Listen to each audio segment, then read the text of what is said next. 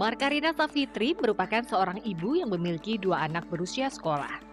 Maraknya aksi penculikan yang terjadi belakangan ini turut membuatnya menjadi kian was-was.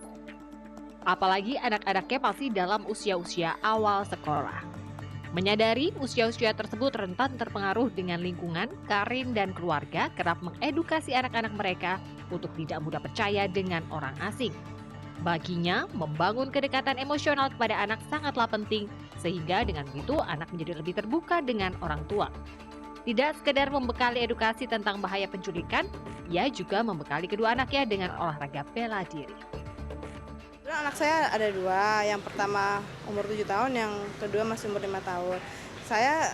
Saya ikutkan mereka karate karate untuk perlindungan diri. Terus juga saya kasih edukasi bahwa kalau misalkan amit-amit terjadi hal yang tidak diinginkan, saya kayak kasih tahu gimana caranya untuk pergi ke tempat yang ramai, minta tolong, atau kalau ada kantor polisi, pergi ke kantor polisi gitu sih. Oh iya, saya juga kasih anak-anak jam tangan yang untuk bisa nge-track GPS ya secara live. Itu bukan, menurut saya itu penting ya, bukan sekedar buat gaya-gayaan, tapi memang untuk kita biar tahu posisi anak-anak itu di mana. Dijemput oleh orang tuanya masing-masing, oke? Tidak hanya orang tua, peran sekolah juga menjadi penting untuk mencegah aksi penculikan terhadap anak. Selain edukasi, pengawasan ketat di lingkup sekolah juga menjadi faktor penting dalam pencegahan. Kami dari wali kelas mengupayakan untuk memberitahu ke siswa dulu, kalau pulang sekolah tidak boleh meninggalkan kelas atau tidak boleh pulang tanpa seizin orang tua. Nah, dari anak-anak tersebut kami kasih tahu edukasi terlebih dahulu, edukasi terkait bahayanya kalau keluar rumah tanpa izin, keluar kelas tanpa izin.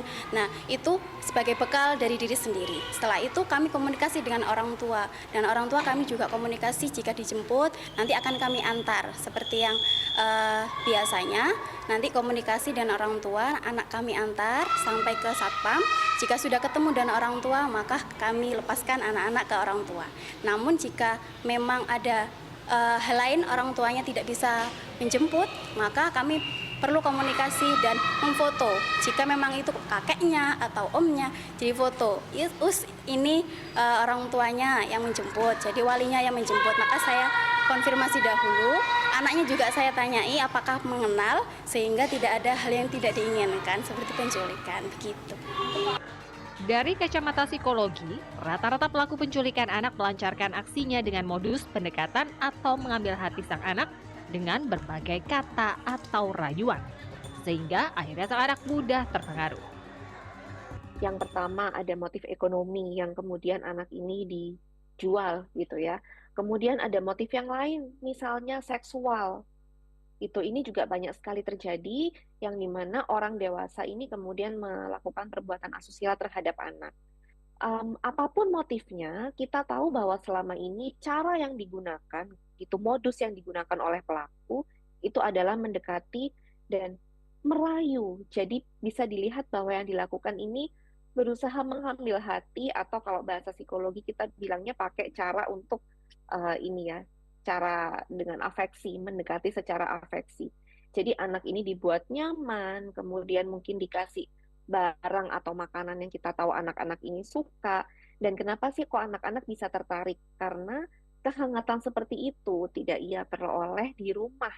Ketika ada orang lain, meskipun ini orang asing, meskipun mungkin tidak dikenal atau siapapun itu ya.